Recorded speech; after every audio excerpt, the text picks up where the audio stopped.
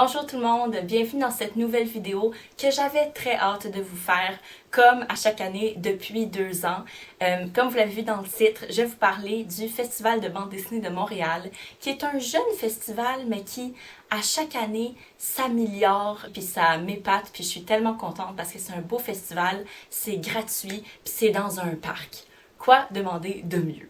Donc aujourd'hui, je vais vous parler du festival, des activités qu'on peut trouver cette année, vous donner de l'information pour ceux et celles qui y seraient jamais allés, pour vous donner envie d'y assister. Puis s'il pleut, ben il y a des tentes, puis on est couvert par la pluie, il n'y a pas de problème. Puis c'est tellement stimulant, puis eye-opening comme festival. Il y a vraiment beaucoup d'efforts qui sont mis là, puis il y a beaucoup de diversité aussi, fait que c'est vraiment chouette. Puis c'est super accessible. Fait que je vais vous parler du festival dans la première partie de la vidéo. Puis dans la deuxième, je vais vous présenter quelques bandes dessinées que j'ai le plaisir de recevoir.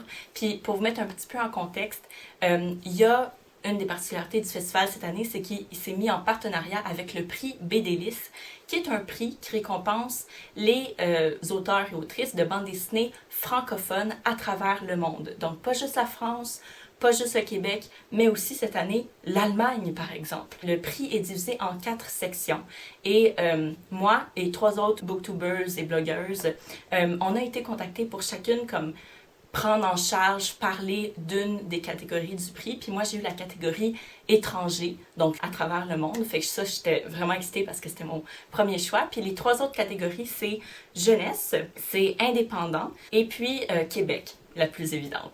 Donc voilà, moi je vous présente la section étranger. J'ai essayé de toutes lire les BD, j'en ai 5, puis il y avait 10 BD nominés, mais j'ai pas eu le temps de finir la 5e parce que j'ai eu des gros pavés, puis je les ai toutes aimées, même celles que je suis en train de lire, mais j'ai définitivement un coup de cœur, puis bref, ça va être tout du bonbon aujourd'hui. Fait qu'on va commencer par parler du Festival de BD. Donc, on en est à la 8e édition du festival cette année. Moi, j'ai eu des beaux petits posters. Je vais essayer de vous en mettre des virtuels pour que l'image soit plus claire. Puis, la particularité des posters, c'est qu'à chaque année, ils vont appeler un ou une artiste différente à chaque fois pour faire les dessins des pamphlets, des affiches, tout ça, pour donner une couleur particulière au festival. Et puis ça, c'est une autre affiche qui présente le prix BDLIS qui est en partenariat avec le festival. Puis on peut voir ici que le vendredi le 24 mai à 19h au Parc La Fontaine, il va y avoir la remise des prix. Première information très essentielle, quand se déroule le festival, ben c'est à la fin de la semaine, du 24 mai vendredi jusqu'au dimanche 26 mai. Ça dure 3 jours. Puis c'est des journées là booké, chargé, puis vous pouvez faire quelque chose à chaque heure, vous vous ennuierez jamais. Puis en plus, c'est ouvert pour toute la famille, je bégais. Les activités pour les jeunes et les familles, ça s'appelle des ateliers, fait qu'on va faire un atelier sur le manga ou sur les zines. Il va y avoir des conférences sur divers sujets qui ont rapport à la thématique de l'année. Et là, cette année, la thématique, j'ai mon petit pamphlet pour m'informer, là, pour me rappeler des trucs importants. La thématique cette année, c'est l'international, c'est-à-dire questionner comment le Québec est perçu à travers le monde, c'est quoi la relation entre le Québec et le reste du monde dans le milieu artistique. Même si à chaque année, on essaye d'inviter, ben le festival essaye d'inviter des BDistes de partout à travers le monde. Là, il y a vraiment un questionnement là-dessus. Puis c'est ce que j'aime dans la diversité du festival, c'est qu'on n'a pas juste des BDistes québécois et québécoises. Là. Il y a vraiment des gens de partout. L'année dernière, il y avait des artistes japonais. Je pense que cette année encore aussi. Il y a aussi des conférences en anglais. Donc, il y a quelques BDistes qui ont été invités du côté anglophone du Canada. Puis ça, c'est quelque chose de nouveau parce que l'année dernière, il n'y en avait pas trop. Puis là, les organisatrices ont vraiment travaillé à inviter des gens du reste du Canada. Il y a aussi des expositions à l'intérieur du bâtiment dans le Parc La Fontaine. Je pense que ça s'appelle la Place La Fontaine. Bref, à l'intérieur de ce bâtiment-là principal, juste à côté des tentes. Et là, il y en a une notamment sur Julie Rochelot, qui est celle qui a fait la BD Betty Boop, si vous la connaissez. Et Julie Rochelot, c'est une des artistes invitées parce que comme, mettons, au Salon du Livre, ben, il va y avoir des artistes invités au Festival de BD. Aussi, une autre particularité du festival, à part aussi les dédicaces, puis les BD qu'on peut acheter, puis tout ça, c'est que le festival se passe pas juste dans le Parc La Fontaine, il se passe aussi partout à travers les bibliothèques publiques de Montréal. Fait que Ça, là, je trouve que c'est tellement puissant, puis ça rend le festival tellement riche et accessible. Donc, je pense qu'on a fait le tour pour l'explication du festival lui-même. Évidemment, je suis pas allée dans les détails, je suis restée assez en surface, il y a tellement de choses que je vous ai pas dites. Fait qu'évidemment, bon, rendez-vous sur le site du festival. Là, vous allez vraiment avoir toutes les informations précises. Si vous voulez aller chercher plus loin, moi, c'est juste pour vous donner l'eau à la bouche, OK? Donc là, on va passer aux bandes dessinées elles-mêmes que j'ai reçues pour le prix BDLIS qui récompense les BD francophones dans la section étrangers. Je vais aller en ordre de lecture, donc lesquelles j'ai pris par hasard puis j'ai lu en premier jusqu'à la fin, jusqu'à celle que j'ai pas terminée. Donc la première, c'est Claudine à l'école de Lucie Durbiano. Et cette BD-là, l'histoire est basée sur le livre de Colette. Donc Colette, c'est une écrivaine française. Je l'ai étudiée légèrement à l'université au bac. Je sais que c'est une femme subversive, avec un message subversif à l'époque où elle a écrit, parce que, bon, je sais qu'elle a été mime quelques années à Paris. Là, on a une BD sur Claudine à l'école, puis en regardant l'image, c'est publié chez Gallimard, puis en regardant l'image, on s'attend à quelque chose de naïf, de cute, et de jeunesse. Donc, ça a tout de suite attiré mon attention parce que j'étais comme, pourquoi est-ce que cette BD-là, qui a l'air tellement naïve, est dans la section étrangers pour adultes? En commençant ma lecture, de les premières pages, j'ai compris. Parce que moi, comment je le décris avec humour à mes amis, c'est que c'est un triangle amoureux de lesbiennes. Mais de femmes qui n'ont pas tout le même âge, puis que c'est pas vraiment approprié. Fait que cette jeune fille-là, elle doit avoir à peu près entre 12 et 14 ans.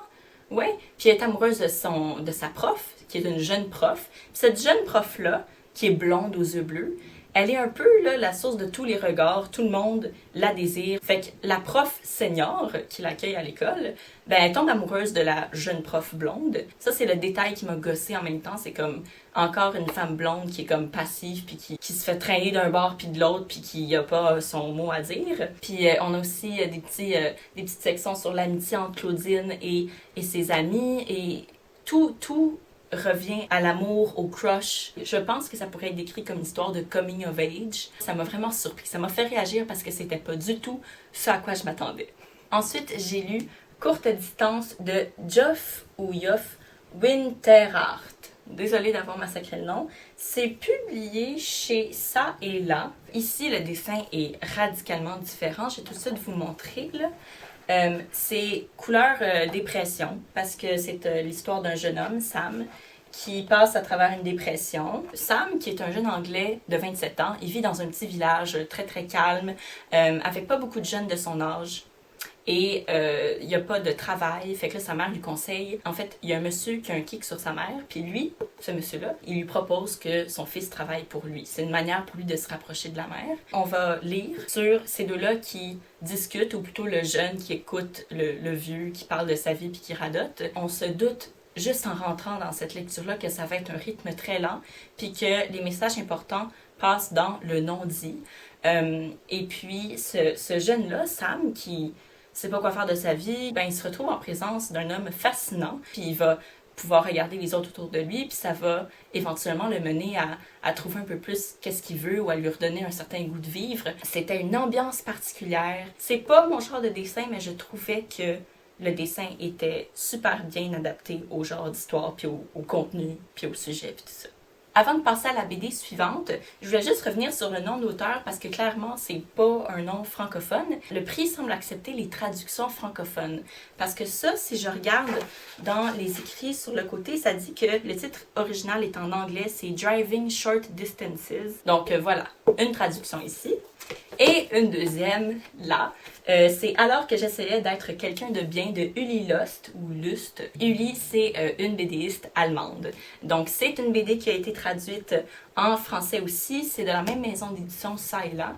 Et ici, on a affaire à une autobiographie qui semble être en plusieurs parties. Puis là, c'est qu'elle va revenir sur sa propre jeunesse, 5 ans après les événements écrits dans le premier livre. Fait que ça serait une genre de suite sur sa vie. Dans ce livre-là, elle a 23 ans. Elle a vécu tellement de choses qui traitent de sujets différents, là, qui abordent des thématiques différentes, que ça la rend très riche, la BD. C'est horrible que la personne ait eu besoin de passer à travers tout ça, mais qu'on parle de, admettons, être mère mère adolescente, comment tu deals avec ta vie après, est-ce que tes parents vont t'aider, est-ce qu'ils te rejettent, les difficultés que vit un artiste qui n'arrive pas à percer, les problèmes d'argent, de loyer, tout ça, des relations un peu toxiques. Non seulement les relations toxiques, mais aussi c'est quoi aimer. Ça doit être une relation sexuelle exclusive.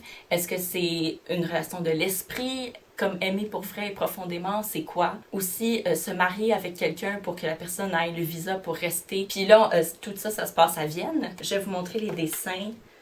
Des fois, c'est un peu violent aussi parce qu'il se passe des affaires un peu intenses, là.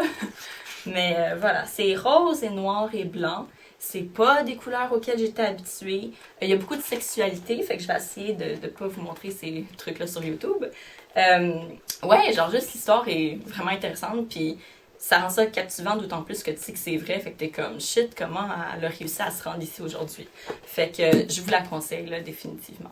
La 4e BD, c'est mon fameux coup de cœur d'entre toutes les BD que j'ai lues, même celles que j'ai pas finies encore.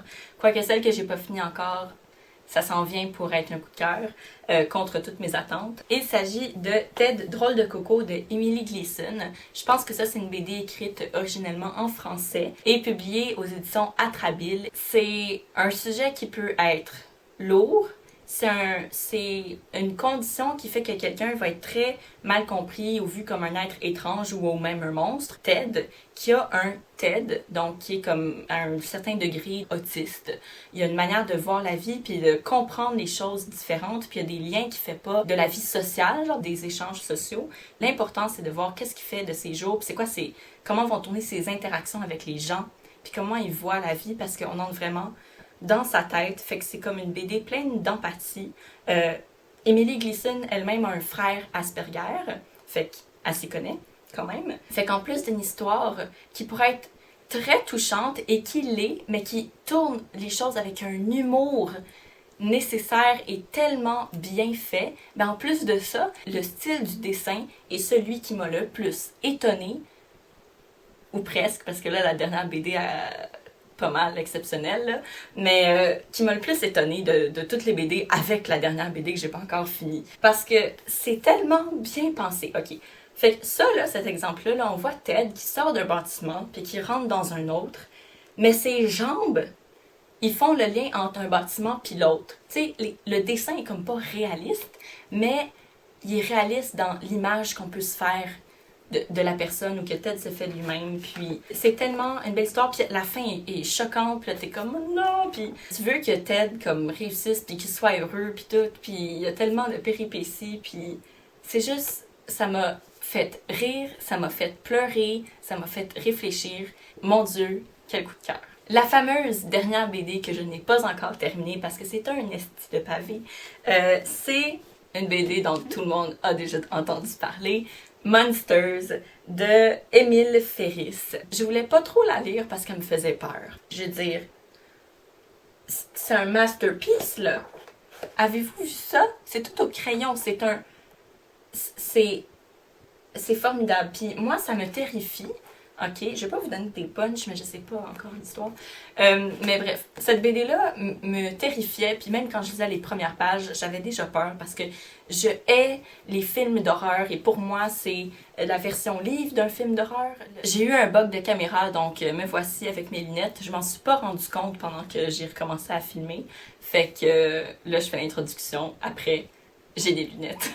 Mais tout compte fait, c'est pas une histoire d'horreur, puis j'ai pas eu peur, puis j'ai du plaisir à la découvrir. Donc c'est l'histoire de la jeune Karen qui adore les monstres et qui veut devenir un monstre physiquement. Fait que le monstre, c'est traité de manière littérale, mais aussi de manière métaphorique, parce qu'on va être amené par l'histoire, par le regard de la jeune Karen, à voir comment tout le monde a une part de monstre en soi, par les actions, par l'imaginaire, par comment tu parles aux autres. Tu sais, tout le monde a une part un peu laide ou cachée ou avec des pouvoirs mystiques en soi. Un jour, elle revient chez elle et elle apprend que sa voisine du haut, qui a survécu à la Deuxième Guerre mondiale puis qui semble être un peu traumate, elle vient de mourir.